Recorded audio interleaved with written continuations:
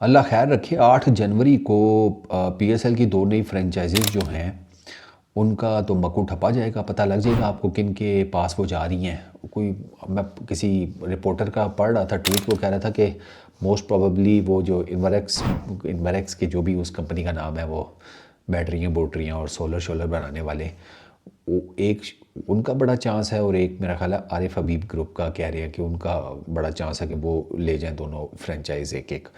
But खैर अभी मैं ये सोच रहा हूँ कि इस पीएसएल में कोई नवा चंद ना चढ़ जाए क्योंकि मुल्तान सुल्तान आपको पता है वो खबरें आ रही हैं पीसीबी अपने अंडर ले रही है। अब वो मैंने उसके ऊपर एक डिटेल्ड वीडियो बनाई थी कि पीसीबी बहुत बड़ा ब्लंडर करेगा अगर अपने अंडर लेता है। अच्छा चलो वो तो है ही है। पीसी वो अब ये भी खबर आ रही है कि अगर पीसीबी अपने अंडर लेता है एंड ऑल दैट, तो उसमें एक तो मुल्तान सुल्तान के जो कैप्टन है रिजवान, उनकी कप्तानी ख़तरे में पड़ जाएगी। वहाँ हो सकता है उनको रिलीज़ भी कर दिया जाए, ये भी खबरें आ रही हैं। अच्छा एक तरफ तो ये चल रहा है, दूसरी तरफ वो कोयटा के बारे में आ रहा है कि वो शायद सऊद शकील को फ़ारग कर दें, वो सऊद शकील को रिलीज़ कर दें।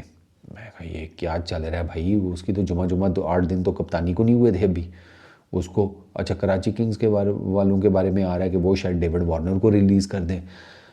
यार ये सही इस दफ़ा ना, ये ड्राफ्ट से पहले मेरा ख्याल है कि कोई ठीक ठाक ना आपको ब्रेकिंग न्यूज़ मिलने वाली है कि फ़लाने ने फ़लाने को फ़ारिग कर दिया, फ़लाने ने टिमकाने को फ़ारिग कर दिया। क्योंकि वो जब रिटेन करने वाला मामला है ना, वो बेसिकली पेचीदगी है वहाँ पर।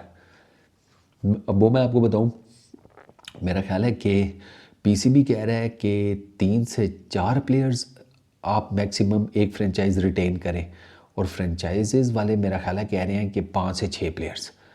क्योंकि पहले तो पिछले साल तो 8 के 9 की थी अगर मैं गलत नहीं हूँ, 8 या 9 समथिंग बड़ा नंबर था रिटेन, जो नंबर ऑफ़ प्लेयर्स अलाउड थे पर फ्रेंचाइज। लेकिन अब वो पीसीबी ने उस नंबर को काटा लगाना है, क्योंकि अगर ये इतने नंबर हैवी नंबर में अपने मेजर प्लेयर रिटेन्स कर गई, ये 6 फ्रेंचाइजेज या 5 ही कर लो चलो, तो भैया वो जो बाकी 2 नहीं आएंगी वो कहाँ से लेंगी प्लेयर्स? वो फिर वो टेनिस क्रिकेट वालों को तो उठा के लाने से रहे। क्या ख्याल है? उनको भी तो प्लेयर्स चाहिए ना। तो इस वजह से वो पीसीबी ने ये डिसाइड किया कि भाई ये जो पहली जो इस्टेब्लिश फ्रेंचाइजीज हैं ना, इनके लिए जो नंबर ऑफ़ रिटेंशन है उसका वो कम की जाए।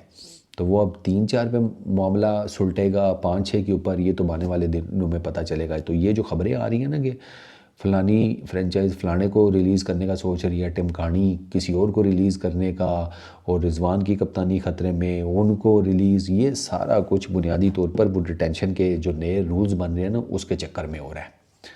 तो अंदर खाते कुछ ना कुछ तो डेफिनेटली चल ही रहा होगा। लेकिन मुल्तान सुल्तान की ओनरशिप मेरे नज़दीक पीसीबी को नहीं लेनी चाहिए। जो मुझे लग ऐसे रहा है कि पीसीबी शायद ले लेगा, क्योंकि अभी तक पीसीबी मुल्तान सुल्तान के बारे में कोई, जिसे कहते हैं, उन्होंने ऑफिशियली कुछ बताया है सच है नहीं।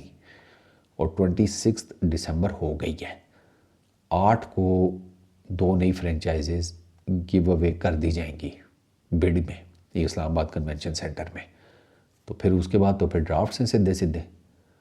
और मुझे ये लगता है कि शायद काफ़ी हद तक पहले से डिसाइडेड है कि 2 नई फ्रेंचाइजेज़ किसके पास जाएंगी, क्योंकि टोटल मेरा ख्याल है कोई 12-13 दिन का बीच में गैप है ड्राफ्ट्स के और ये ओनरशिप मिलने के फ्रेंचाइजेज़ को न्यू ओनर्स के। तो फिर वो कैसे मैनेज करेंगे बीच में अपनी management, coaches, roles, this that, 100 चीज़ें होती हैं, वो 10-12 दिनों में तो नहीं निपटने वाली। तो हो सकता है कि फिर पहले से डिसाइड हो गया हो और वो बैकएंड के ऊपर अपने ये सारे कामों में लगे हुए हों।